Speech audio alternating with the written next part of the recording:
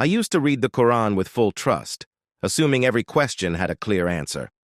Over time, some passages raised historical and textual questions I couldn't ignore anymore.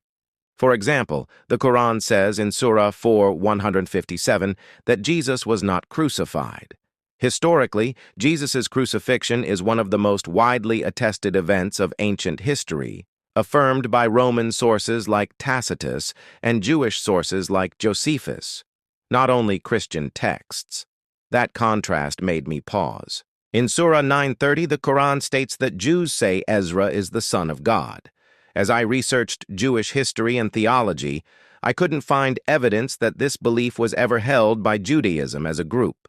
Some scholars argue it may refer to a fringe claim, but there's no historical confirmation. Another passage, Surah 20:85-95, mentions a figure called the Samaritan during Moses' time. Historically, the Samaritan people emerge many centuries later, after the Assyrian period. Classical and modern scholars debate this, but the timeline raised serious questions for me. The Quran also presents a challenge, that no one can produce anything like it.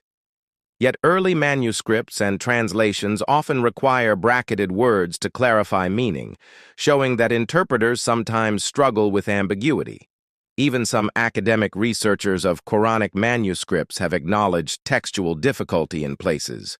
That doesn't automatically disprove faith, but it challenged the claim of perfect clarity for me. Finally, verses sometimes cited as scientific signs, like Surah 86:6-7, have multiple interpretations, classical and modern.